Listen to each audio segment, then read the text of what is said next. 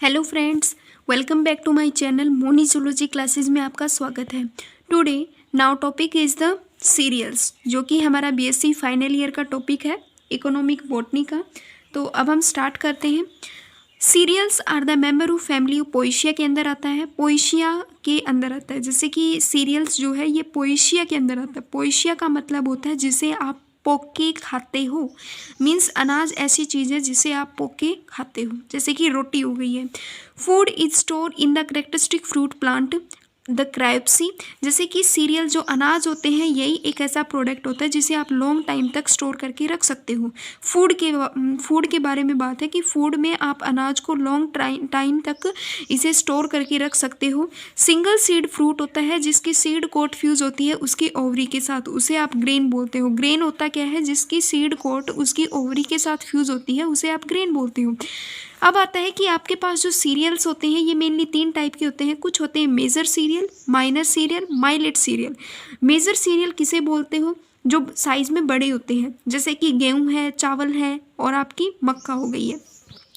Minor होते हैं जो मीडियम साइज के होते हैं, जैसे कि राई है, ओट है, बारले है, जवार है। जो स्मॉल साइज के होते हैं उनमें आते हैं रागी है और बाजरा है। सीरियल्स की अगर हम बात करें, मतलब जो इम्पोर्टेंट सीरियल है बीएससी के अकॉर्डिंग, मतलब जो दिए हुए हैं टॉपिक में, वो है वीट, राइस और माइस। वीट को आप गेहूं बोलते हो हिंदी में, राइस को आप धान बोलते हो, माइस को आप मक्का बोलते हो। और वैसे अगर आप देसी भाषा में इसको बोल रहे हो तो गेहूं, चावल और मक्का, इसे कुकड़ी ऐसे भी बोल सकते हो।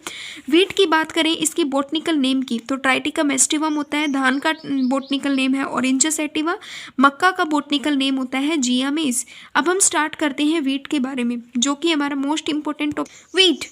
वीट का जो बॉटनिकल नेम है वो होता है ट्राइटिकम एस्टिवम। फैमिली होती है पोएशिया, हिंदी में इसको गेहूं बोलते हैं। प्लांट पार्ट जिसका हम यूज़ करते हैं एज ए फूड की फॉर्म में, तो गेहूं का आप कौन सा पार्ट यूज़ करते हो, उसका ग्रेन, उसका दाना खाने में, दाना जो है आप खाने के लिए यूज़ करते हो जिसे आप बोलते हो ग्रेन। ग्रेन का आप यूज़ करते हो। बॉटनिकल डिस्क्रिप्शन की बात, वीट एक एनुअल हर्ब होती है, ग्रास होती है। वीट इज़ अबाउट 2 से 5 फीट इसकी हाइट होती है। बॉटनिकल डिस्क्रिप्शन का मतलब होता है कि आप जैसे कि उस प्लांट की पूरी मतलब मॉर्फोलॉजिकल पार्ट, मतलब मॉर्फोलॉजिकल लिख के बताइए। तो जो गेहूँ होता है वो एक एनुअल हर्ब होती है, उसको मतलब वो घास जिसे दिखाई देने वाली मतलब देने वाली एक क्रॉप होती है।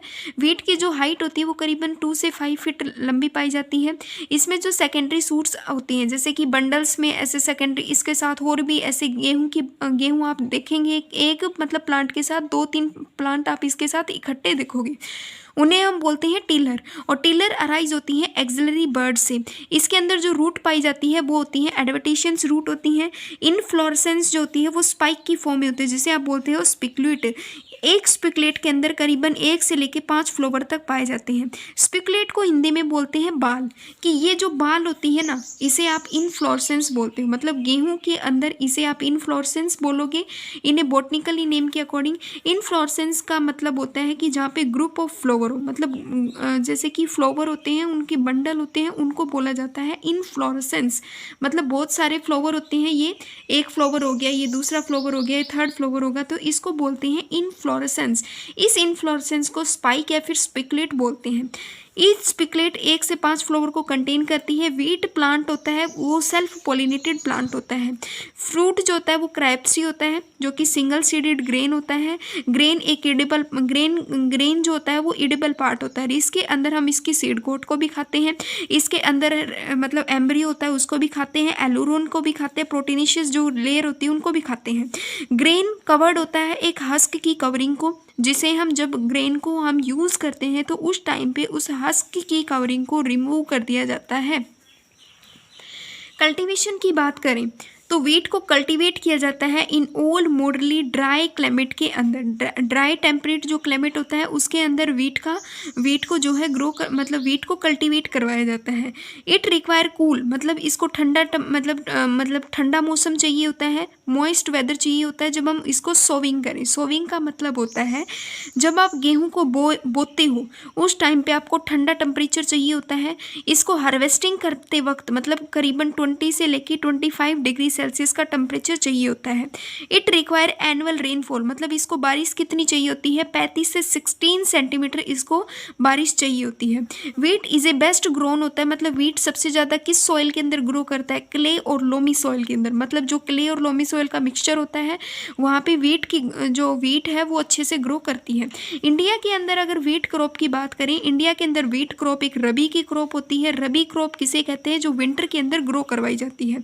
इसको सोविंग का प्रोसेस, मतलब इसको बोया कब जाता है इंडिया में, अक्टूबर नवंबर के अंदर। इसको हार्वेस्टिंग का जो प्रोसेस होता है मार्च से अप्रैल के अंदर चलता है।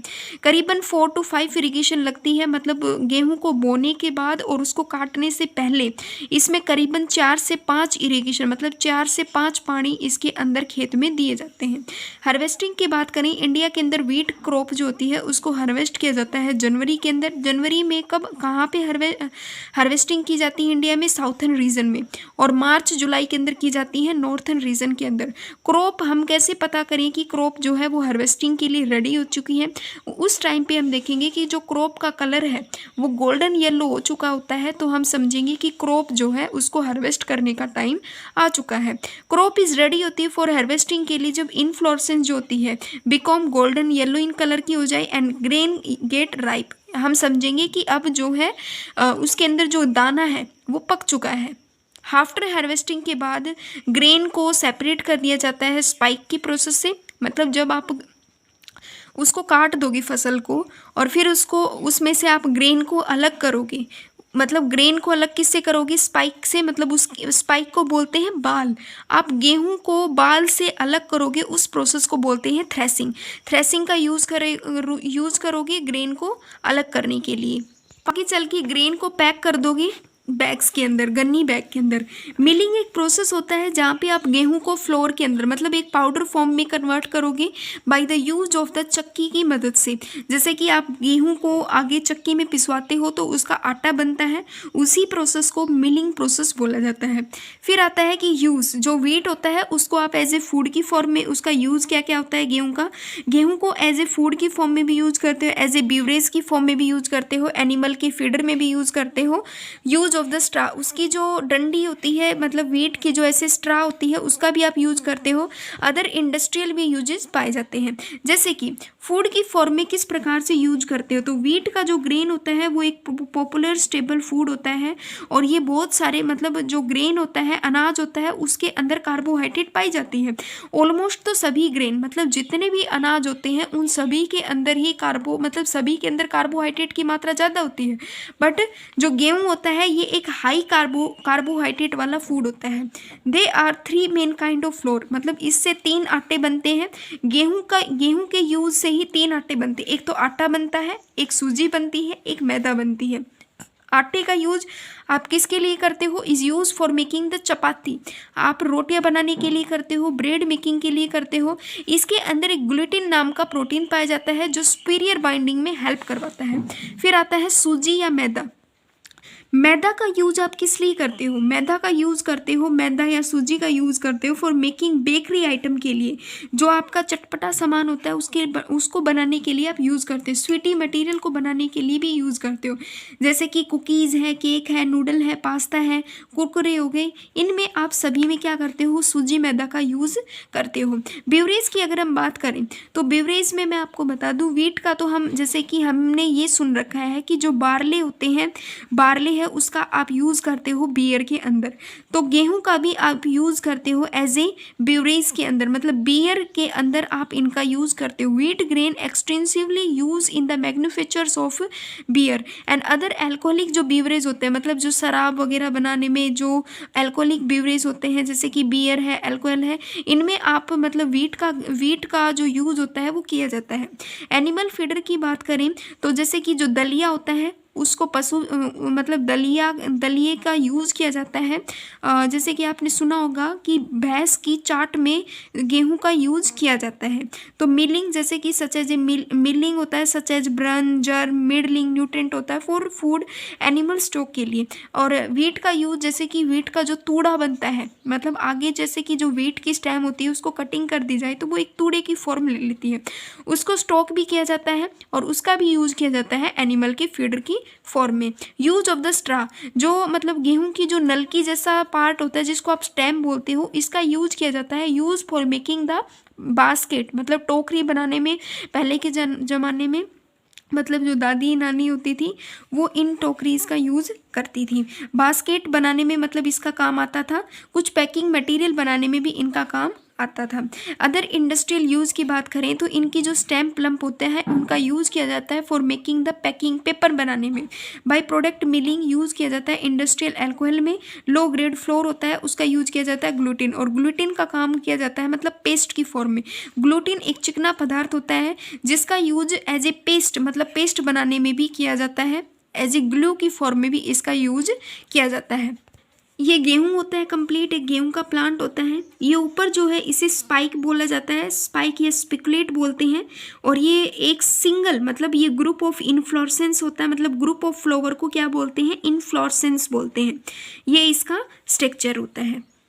अगर वीडियो अच्छी लगी तो प्लीज़ इसे लाइक शेयर एंड सब्सक्राइब ज़रूर कर दीजिएगा। Thank you.